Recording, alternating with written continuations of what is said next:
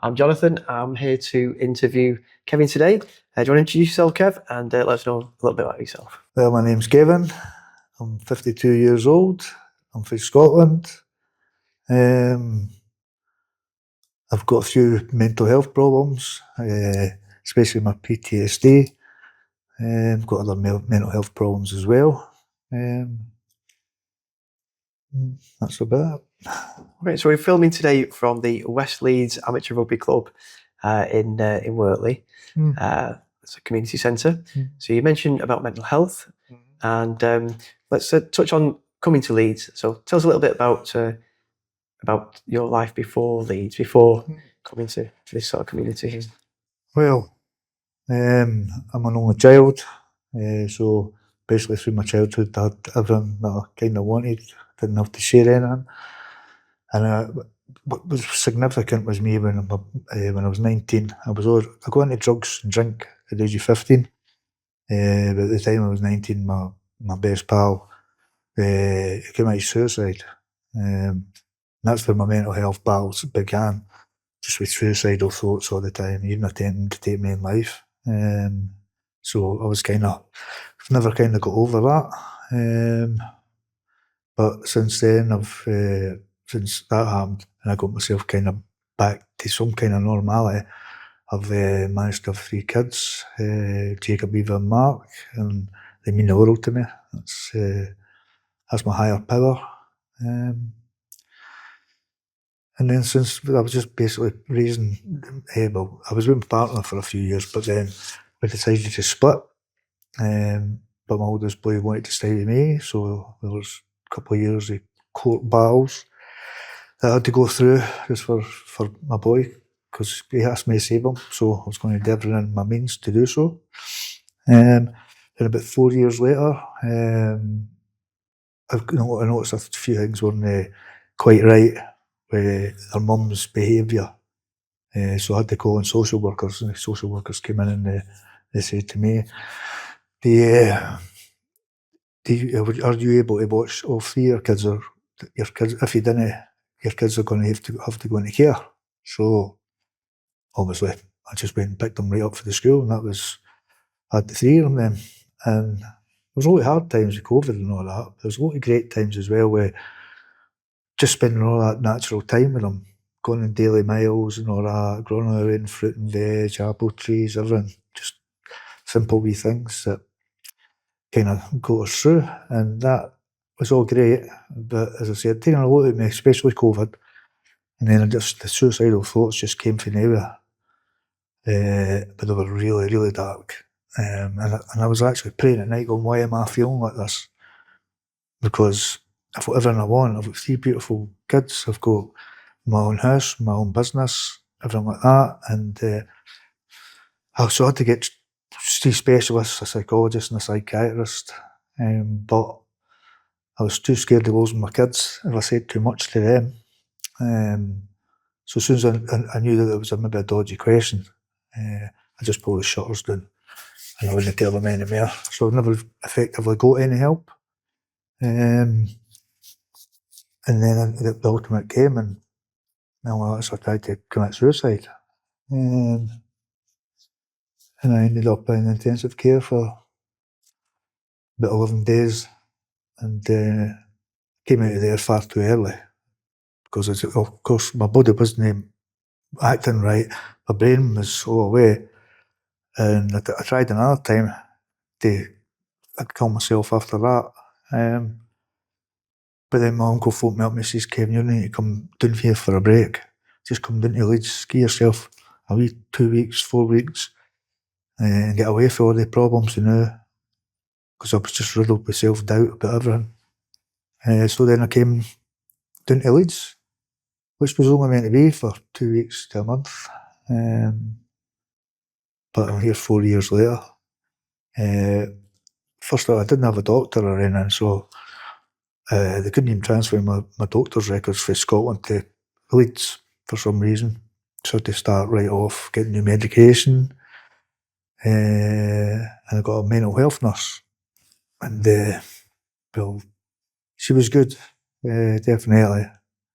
But she said to me one time, I was going in reeking of alcohol, but it was only because I had no medication. So I had to self-meditate some way to take the demons away. I know it wasn't helping, but it was helping at the time. So anyway, she classed me as an alcoholic, so she says, I've got a place coming up, St Anne's, for rehab. Are you willing to go? But you've only got 2 days to go. So I went, and I went because I kent I would get help with my mental health, and that's all I really wanted, and I needed to be on medication. And it was dangerous them taking all my medication off me because I tried to obviously commit suicide. I wasn't allowed any of my pills, nothing. So I was in a bad way. That's when I hit the vodka quite bad. I didn't leave the house for about maybe half a year. Just got my bottles of vodka off of Amazon. So I didn't need to leave basically for anything. But even on the day that I was going to rehab, I doubted myself that I would ever make it bar one day. And the place was freezing when I got there. I was asking for heaters and home comforts as soon as I got there. I didn't know what I was expecting. But when I was there, got treated great by all the nurses. They flagged up a lot of things that they thought was wrong with me. They even actually made me write a letter. What the day is the first day there. You write a letter and what you would like to read at the end of your 9 weeks, no, it's 12 weeks, sorry, in rehab. And all I wrote was, I just want to feel half normal again. And that's all I was asking for. So the rehab really helped. Got a lot of coping mechanisms from that. I've still got my notes I look back to this very day when I get into tricky situations. That was the start of me finding my feet. And then I think I got in touch with you through sheer chance. Somebody put your name, gave me your name, and says, phone this guy. So I phoned you and I says, what kind of things do you do? And you says, photography. And I went, well, that'll do me. I like outdoors. I can't walk very far, but she said, that's a start. And I was glad that there wasn't many people there, because that gave me my confidence. Once you grew on me, I was able to become more forthwith. So that really helped me. And then I always went to a group called the Hearing Voices group. It was on a Friday. And after about a year and a half, I was talking to Jogger about this the way back. See, they've just stopped that right away, and they've got new people coming in. I says, that was part of my life. That Friday, get everything off your mind, get a good big breath of fresh air, talk to people that really knew what the voices in your head is really like. And then when it stopped, Jonathan, he stepped up and he says, well, we can't have that. We'll start a Ringway group. And that was the start of me going to another group on a Friday with people that hear voices. And it's always a place I get really low off my chest, because they kind of thinking the same as me. So I do that, and I've basically came out my shell a wee bit. I go to the pool on a Wednesday. I've been to college and that. I'm thinking about going back. But I'm in an awfully better mindset now. I'm so close with my kids, it's phenomenal. And I'm up there every couple of months. I mean, I couldn't even get on a bus at first, let alone I've been away to Tenerife on aeroplanes and everything. I could not believe that I'd be able to do that one day. And once everything's happening like that, you didn't think so much. You came out, you've got today, and you didn't let the demons rule you. And I'm getting better at that. I think especially in the last year, my confidence has went right up. Still have down days, but they're not lasting for as long now. Sometimes they're lasting for 4, 5, 6 weeks. Yeah, just about a week ago I got tested, and this was on a Monday. But by the Wednesday I was actually coming back to normal, and I thought that was amazing, because it usually does take weeks upon weeks usually for me to give myself a good shake and get my confidence back, things like that. But I've got the coping mechanisms now. It's not so scary. It's not the end of the world. It's just one of these things I'm probably going to deal with for the rest of my life. In fact, I will. but it's about, I'm in better shape just to calm the voices down and even speak to other people and relate to other people and get involved with what they're going through. I can listen now. I couldn't listen to nothing apart from self-doubt and voices in my head. That's all kind of changed. So Leeds has been really, really good for me. As I say, I got all the professional help that I needed when I came down here. Got put into rehab, served the full 16 weeks or whatever. And then, but once I'd done that, I read my letter at the end of it, and I couldn't believe that I just wanted to feel half normal, and I actually felt human again by the end of it. So that's my kind of my wee story. I've got, as I say, I'm looking forward to groups now, and even hobbies. My hobbies are going to my groups because I like it now. Do you know what I mean? I'm looking forward to it. Well, and I've got a mad passion for Rangers. That's my other hobbies is football, things like that. But no, I can't believe how my life turned right around about. And I've had a lot of help from a lot of different people. And I can only thank Leeds and you guys that are round about me, listening to me, and just like trusting me to be in this group. And I feel good. I feel I've got purpose now. And as I say, I see my kids every 2 months now. That's going to be for the rest of my days. Unless I move back up there, which I might if my mum deteriorates in her health any more than what it's like now. But no, I'm happy where I am. And I've got my own house now.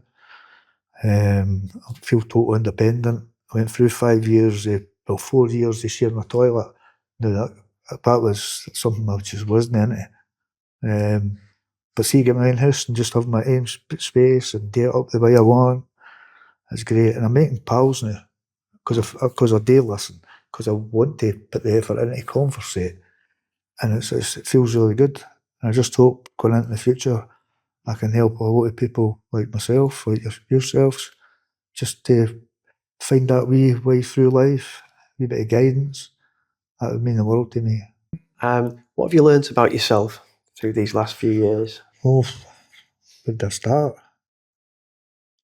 I just felt, before all this kind of happened, I felt so down every day. I felt like a robot.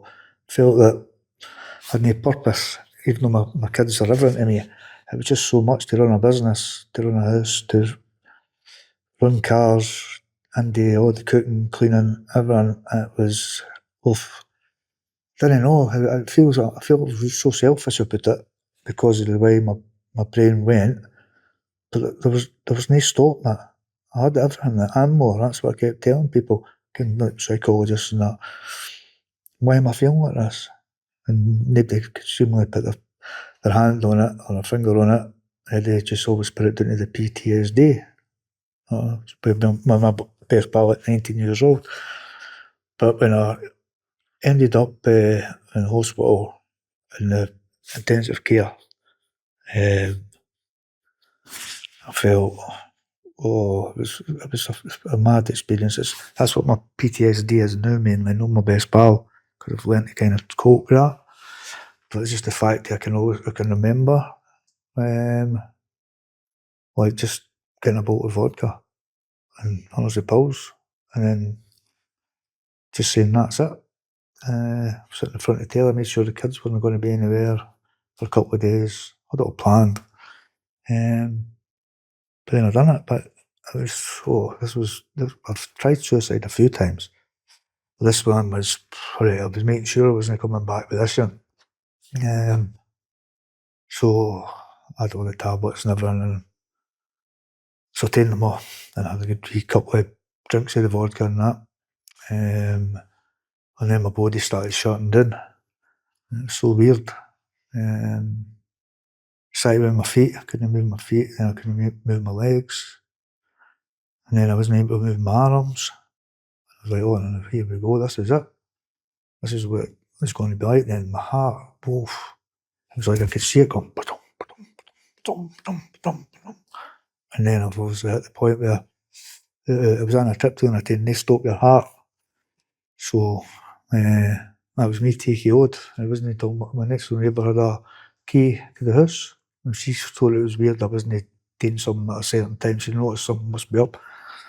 So she got in and that's all that found me. So I ended up in intensive care for a while. But there's the things that happened in there, the hallucinations. My God, I seen the devil. I could see folk that I didn't like try to set my curtains on fire with aerosol cans and lighters. It was like I was in hell. The next minute it was like up to God. And it was like the devil didn't want me and God didn't want me, so they put me back here. So I must have a purpose. So we got you. So like, Kev now, obviously I've known you for a little while now. How are you different? Are you different?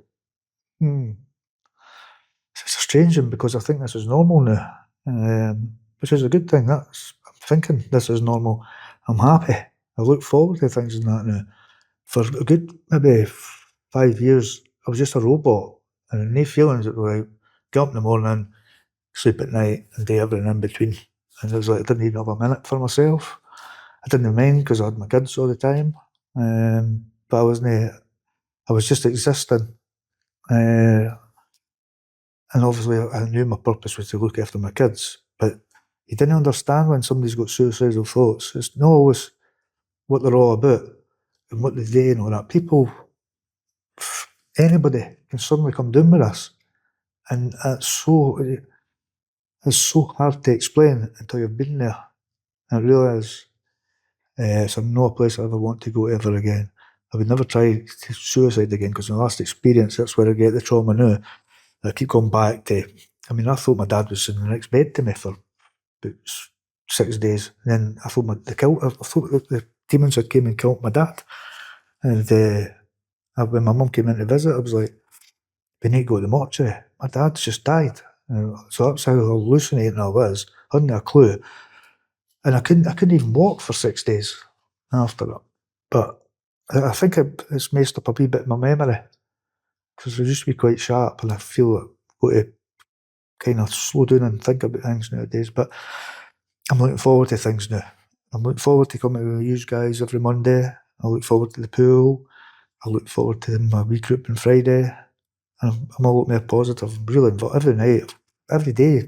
1 or 2 of my wins will phone me anyway, and that keeps my spirits up. And that's what I'm here for. That's my purpose, to make sure that they get the best kind of help growing up to days when they can look after themselves.